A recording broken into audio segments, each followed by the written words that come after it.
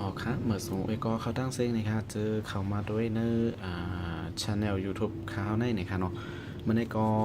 เขาเดี๋ยวมาลัดในไลฟ์ตั้งคีย์บอร์ดในครับเนาะว่าเขาคาเจอคอมในครับนะมังปอปัวเขาคาดีกว่า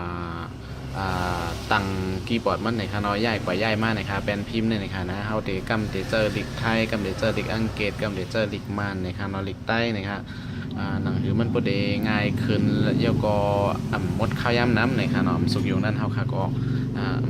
โดไรกว่าหาตีเลยในค่ะเนาะเฮาค่ะก็เด็กอันเฮาค่ะตั้งไว้นั่นในค่ะกำเหลียวไปกอมันติเป็นหลากหลายในค่ะเนาะมันจะหนังตีไหนในค่ะนะ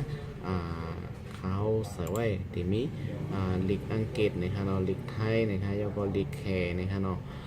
เนอร์ลิกอังกฤษในยก็มันติมีมาแทงทีดังเตอร์นะครับคีย์บอร์ดที่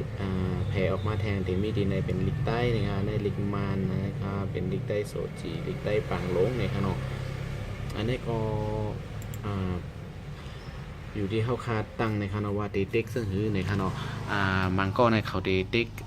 ตีตัวในในคานตัวในค่ะนะย้อนไปว่ามันพอสุกยุงตั้งคีย์บอร์ดบางอันในคานเป็นพิมพ์บางอันพอไล่ใจน้ำในคาเปิ้นก็เอามาไว้ตัวในเป็นตัวลายคีย์บอร์ดมันในคานสังเกตว่าเขาคาเขาติ๊กตีในคานปึ๊บอันในไรในคานย้อนไปว่าค่าห้องเลยตั้งไว้ที่ในคานคอม1 ตัวเลย1 ตัวเหมือนกันในคานสังเกตว่าพี่น้องเขาใครให้ติ๊กตัวในเสียมันลายคีย์บอร์ดมันในก็ตีตั้งไล่ในคานเขาที่มาลัดในลายตั้งมันในคานอันนี้ก็ค่าเขาเลยตั้งไว้เป็นorder ship ในคานorder ship 2 อันในคานมัน2ดีไลน์ในคานเขาก็ติ๊กความกันในค่ะบึ๊บที่ในที่เป็นลิกไทยกว่ากำซื้อในคานสังเกตว่าเขาค่าเด็กอันในแทงกล้ามหนึ่งในก็จะเป็นเด็กแขนะคะเด็กแทงกล้ามก็จะเป็นเด็กแขอันหนึ่งเด็กแทงกล้ามหนึ่งก็จะเป็นเด็กอังกฤษนะคะเนาะเฮาคาก็เด็ก2 อันป้องกันได้นะคะเนาะบางอันก็อยู่ที่เฮาคาใครตั้งว่าเดี๋ยวorder ship อันนั้นก็จะเป็น control ship อันนั้นก็เด็กอันในอันเร็วก็ไล่นะคะเนาะพี่น้องเขาตั้งไล่นะคะเนาะสังเกตว่าหมอตั้งในก็มาโดยเหตุจอมตีในจำด้วยไล่นะคะเนาะอ๋อค่ะ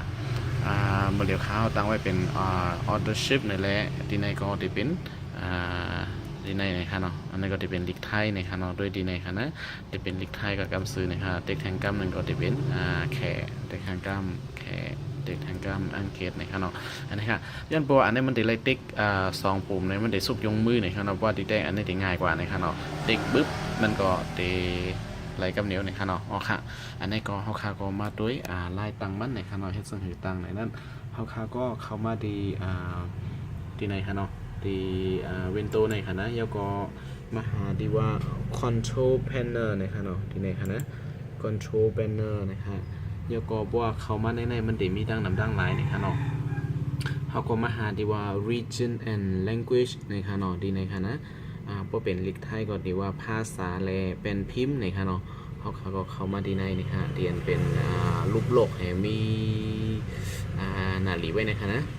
บึ๊บเข้ากว่าดีในเมนูมันเด็กออกมาแทงอันหนึ่งนะครับหน้าต่างเด็กขึ้นมาแทงอันหนึ่งนะครับมันจะมีว่าkeyboard and language ในที่ในแทงนะเขาก็เข้ามาดีใน keyboard ในครับบึ๊บ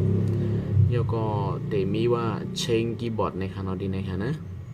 เขาก็เด็กดีว่า change keyboard ในครับอันนี้จะมี keyboard เรียนเขาใส่ไว้นั่นในครับ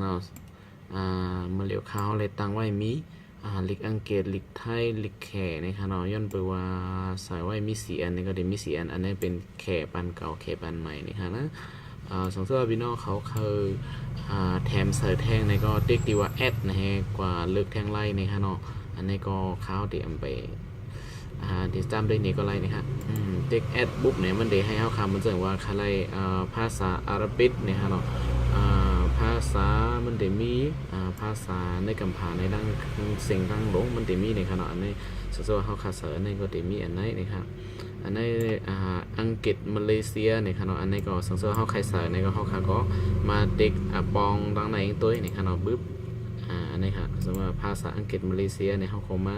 ติ๊กปองในแทงในขณะแล้วก็เอา US ในแทงในขณะอ๋อค่ะอันนี้ก็เขาโอเคปุ๊บในภาษามาเลเนี่ยมันเด็กอังกฤษมาเลในเด็กเขามาอยู่ในจะมี5 อันนะครับเนาะอันนี้ค่ะจะเป็นมีอังกฤษ US นะครับเนาะแล้วก็จะมีลิกไทยนะครับแล้วก็จะเป็นมีแคนะครับเนาะ แล้วก็เดมีอังกฤษมาเลยในเพิ่มแถมเข้ามาแทนอันนึงเนี่ยค่ะสังเกตว่าเฮาคาเคยไล่ในมันนำหนาละไรเจ้าในก็เฮาคาก็มาเลือก select ซึ่งในฮะเนาะแล้วก็ remove ในฮะเนาะบึ๊บออกไว้เอาเนี่ยค่ะสังเกตว่าเฮาคาเคยเอาลิกอันเราเป็นอันออกอันตั้งสุดในก็เฮาคาก็เจอ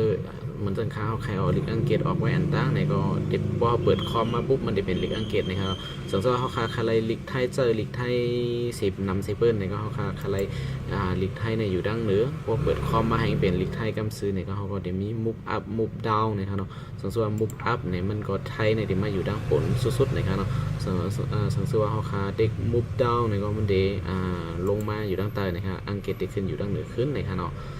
ค่ะอันนี้เป็นไลท์ใส่คีย์บอร์ดคุยนะครับเนาะอันนี้ก็ค้าเด็กแคนเซิลไว้ก่อนนะครับ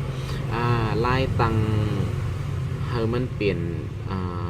นั่นนะครับมันจะมีดีเข้ากับดีในเหมือนกันนะครับเนาะเชงคีย์บอร์ดดีในคณะอันแต่ดีตังดีเด็กมันดีไลท์มันในคณะเขาก็เข้ามาดีเชงคีย์บอร์ดในเหมือนกันนะครับเนาะแล้วก็มันจะมีเขาขามแทงดีในนะครับแล้วก็จะมีว่า advanced key setting นะครับเนาะดีในคณะ advanced key setting ในตั้งในทางป้างนะครับนะดีในมันจะมีว่าซึ่งหือนะครับเนาะอันนี้เป็นแกลบล็อกนะครับเนาะอันนี้ตัวปิกตัวใหญ่ตัวเล็กนะครับเนาะตัวเล็กตัวใหญ่นะครับเนาะอันนี้ press แกลบล็อกคีย์เนี่ยอันนี้จะเป็นแกลบล็อกอันนี้นะครับเนาะสมมติว่าเขาเคยเห็นตัวเล็กตัวใหญ่นะครับนะมันก็ใครเจอตัวนี้ก็จะเป็นshift key นะครับสมมติว่าเลือกอันได้ไว้ในเขาค่ะเพราะว่าใครเปลี่ยนแลกไลน์ตัวเล็กเป็นตัวเล็กตัวใหญ่ในเขาค่ะจะได้เด็กshift key ในแดนอันนี้นะครับเนาะเมื่อเรียนมันก็เป็นแกลบล็อกอันนี้ก็โดยเฮ็ดซังนะครับเวก้าสังเกตว่าพี่น้องเขาใครไลน์แต่ได้เปลี่ยนคีย์บอร์ดนั้นมันจะมีเชงคีย์ซีเควนซ์ในที่ไหนค่ะเนาะบึ๊บมันจะออกมาปันเสื่องไหนค่ะนะเฮาคาเลือกตั้งไรค่ะเนาะว่าเฮาคาเดเจออันตีเลยเต็กตัวเลยให้มันไลน์คีย์บอร์ดนั่นเลยค่ะนะอันนี้ก็จะมีว่า no sign ในอันมีสั่งในค่ะเนาะก็เจอสั่งไรนะคะเฮาคาก็มาเต็กเสไลน์ดีในมันเอาในค่ะเนาะเฮาใครสั่งก็มาเต็กเสเลือกเอาตัวไหนในค่ะเนาะอันนี้ก็ดีเสียงข้าวย้ำอีกหนึ่งนะครับสังเกตว่าพี่น้องเขาเอาไล่ง่ายนะครับเนาะสังเกตว่าพี่น้องเขาเลือกตัวไหนเนี่ยเขา control shift นะครับเนาะเลือกอันไหน control shift เนี่ยก็เพราะว่าพี่น้องเขาโหลดแลกไล่คีย์บอร์ดเป็นพิมพ์เนี่ยก็ที่เลยเด็กcontrol shift นะครับเนาะเด็ก2กัมนะครับแล้วก็สังเกตว่าอันไหนเนี่ยก็จะเป็นorder shift นะครับเนาะ order shift เนี่ยก็จะเป็นตัวไหนเสียตัวไหนในคณะป้องกันติ๊กความกันซึ่งใน2กัมในคณะอันนี้มันตึกตีเลเซอร์2ตัวอยู่ในคณะอันนี้ก็ค่าเขา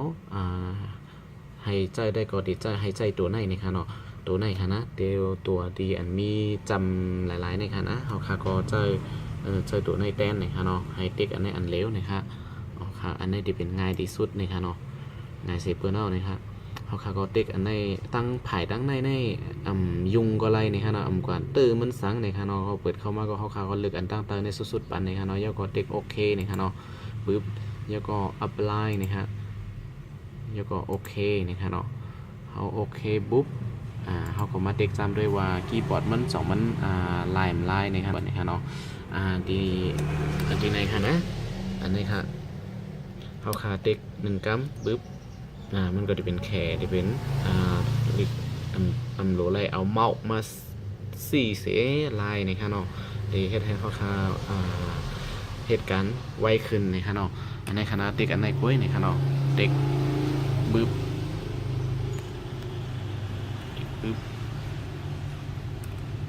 กำค่ะเขาก็เดี๋ยวเลยปิกลงซะในก่อนในค่ะเนาะคีย์บอร์ดหายนะครับออกมาได้แนวนี่ครับเนาะเขาค่าก็ติ๊กอันได้นะครับติ๊กปุ๊บเนี่ยเป็นเลขแขกกว่ากำซื้อนี่ครับเนาะติ๊กปุ๊บเขาค่าด้วยไว้ดีนะครับอันนี้ก็ได้เป็นอังกฤษปุ๊บ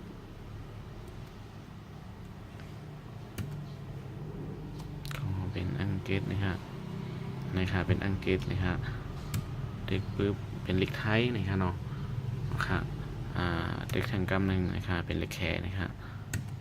เด็กแข่งกล้ามก็เป็นแขนะครับเด็กแข่งกล้าม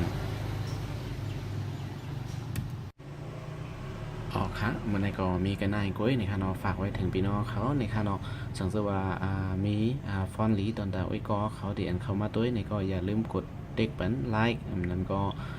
กดแชร์นะครับอันนั้นก็เด็กsubscribe ปันตีแต่วิดีโอของเขาในนี่ก็เป็นอันยินจมใหญ่น้ำนะคะเนาะเมื่อส่งกูก็กูก้นนะคะเนาะเมื่อส่งค่ะ